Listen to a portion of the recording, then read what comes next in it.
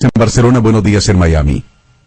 Muy buenos días, don Seti Barrios, para ti, para todos los radioescuchas de vivaelestereo.com en el continente americano. Buenas tardes aquí para todos los que están en Europa. Un saludo cordial y afectuoso en el nombre del Señor Jesús. ¿Cómo estás, don Seti, Carolina, Mónica? ¿Cómo está ese trío imbatible? Carlos, muy bien, gracias a Dios, bastante bien. Y quería comentarle, pudimos sacar el sonido suyo hoy, pero no es el mejor sonido. Hemos tenido mejor sonido en otras ocasiones. Ahora se escucha como si hubiera puesto el micrófono debajo de una almohada.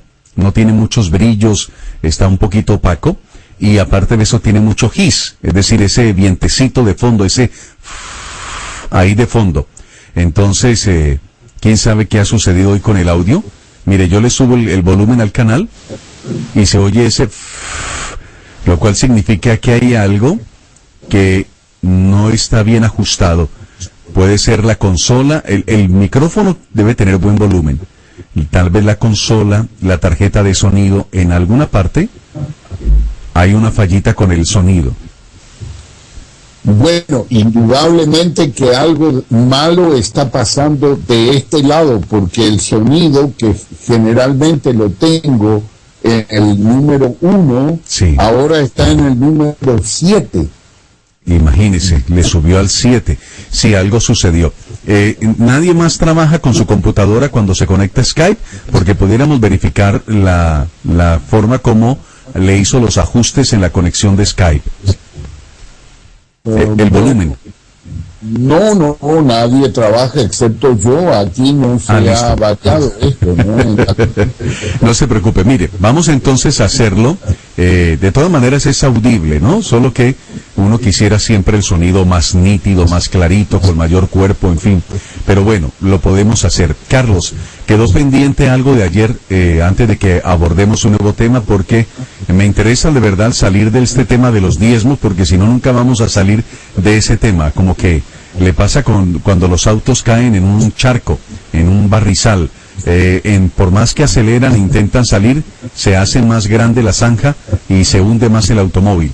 Entonces, que pudiéramos ponerle un punto al tema de los diezmos y progresar hacia otros temas en el día de hoy. Ya tenemos 104 personas aquí en el chat y miles que le están escuchando a través de emisoras que nos retransmiten y que nos escuchan con un celular, una tableta, una computadora. Así es que adelante, Carlos, atentos a usted.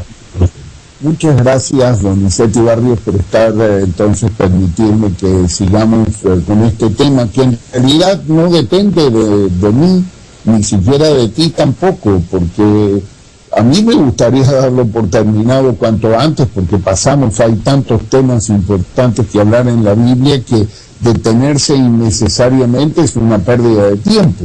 Sin embargo, eso deberíamos dejarlo al gusto de nuestros oyentes, del grupo que nos acompaña en el chat, que de alguna manera participa.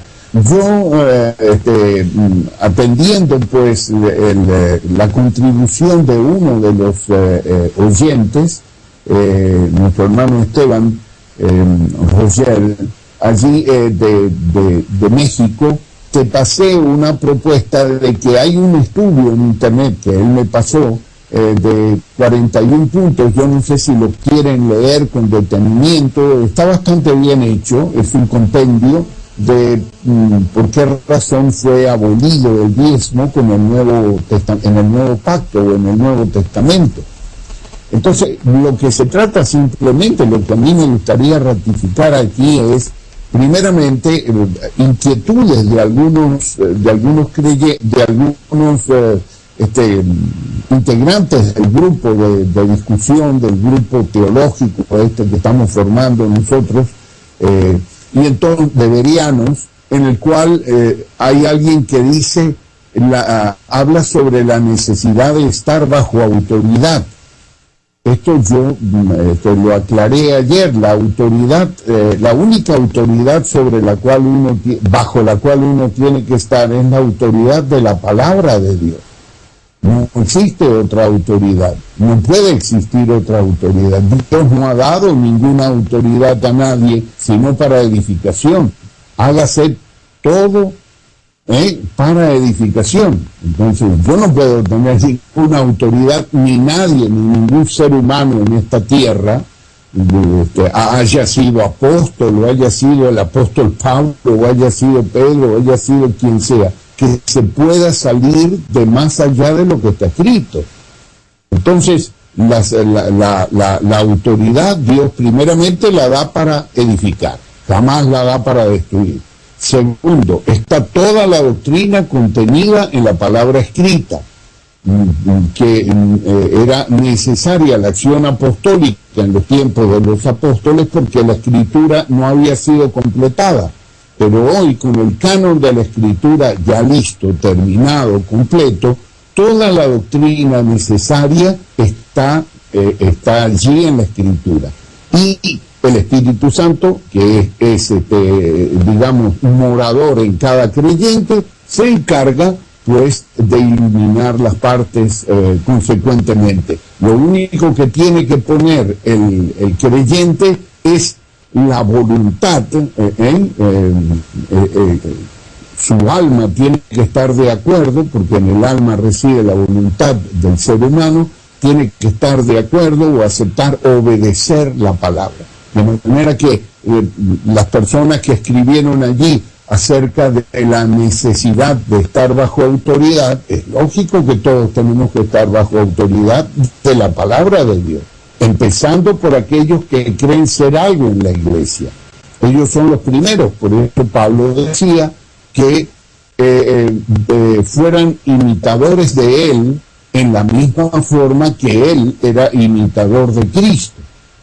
Entonces cualquier persona, y dice, considerad cómo haya sido el resultado de su trabajo y imitad su fe, pero después de juzgar cuál es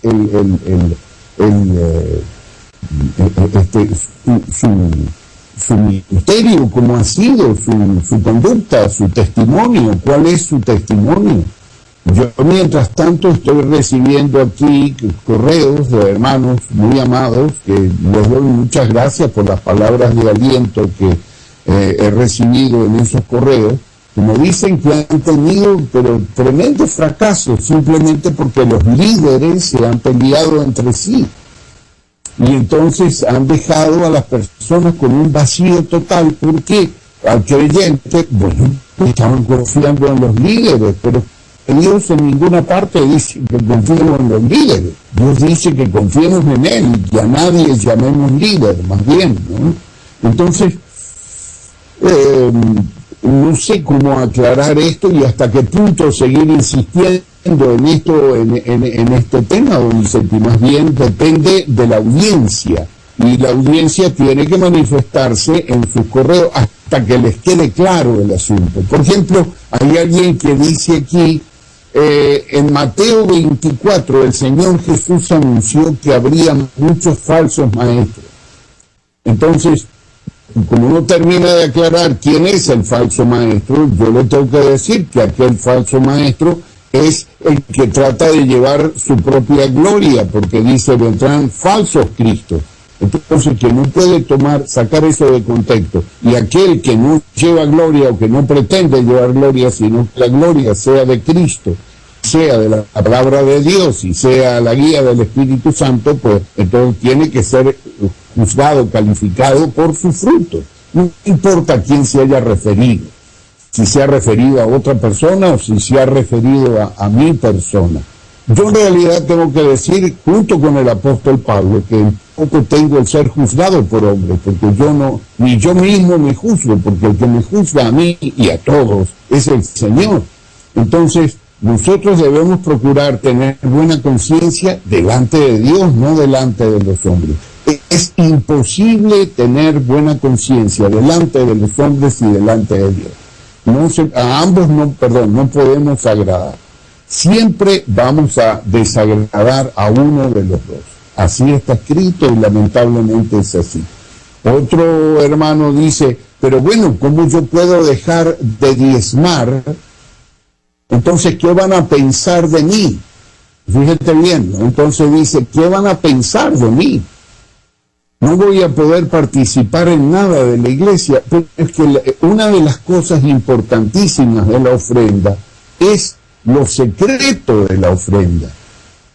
Si es que cuando te ponen un sobre allí, que te ponen el nombre, eso es, como dice otro participante del chat, muy sabiamente dice, a eso yo lo llamo control. Claro que es control, porque te controlan. Si tú pones $100, quiere decir que ganas $1,000 mensuales. Y entonces ya saben cuánto ganas. Pero es que el Señor Jesús dijo que no supiera tu izquierda lo que hacía tu diestra. Entonces, cuando la ofrenda, una de las cualidades de la ofrenda es que es secreta, no tiene que saberlo nadie. Eso lo sabe el Señor Jesús y lo sabes tú, o lo sabe el que ofrenda. Hay una condición importantísima, que es no defraudar al Espíritu Santo cuando en comunión te pone la ofrenda, y que Dios ama al dador alegre, de manera tal que si te es pesado ofrendar, es mejor que tu dinero se quede en el bolsillo hasta que aprendas la alegría de ofrendar. Pero tienes que saber que tienes un hándicap, que si Dios ama al dador alegre, entonces tú tienes que procurar dar con alegría, porque lo que quieres es que Dios cada día te ame más.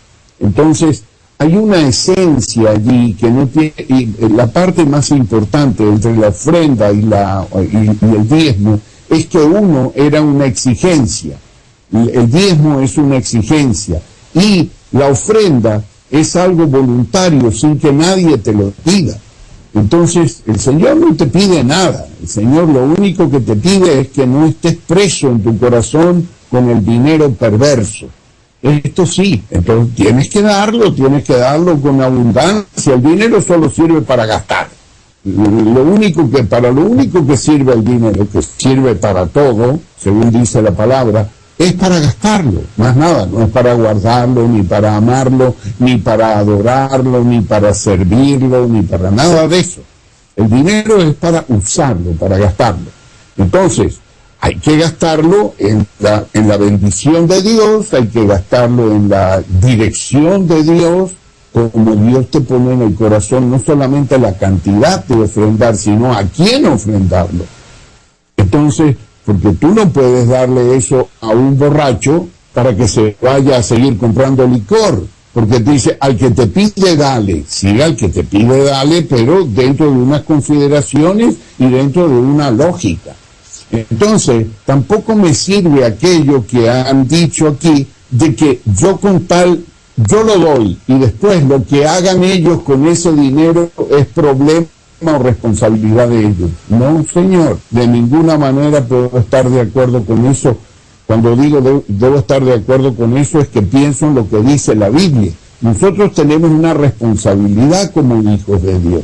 Tenemos que ver que la ofrenda que nosotros damos sea de utilidad para la obra de Dios, no sea para cuestiones que no convienen. Entonces tenemos que juzgar estas cosas, porque para eso somos hijos de Dios y para eso Dios nos dio una responsabilidad. Entonces hay varias cosas, Donizetti, que no dependen de mí. Yo no sé cuándo terminar el tema. Yo creo que el tema debe estar terminado cuando, por ejemplo, los oyentes terminen de entender todos y cada uno de que el diezmo pertenece a la ley y que nosotros estamos fuera de la ley, que fue todo lo que originó esta gran discusión.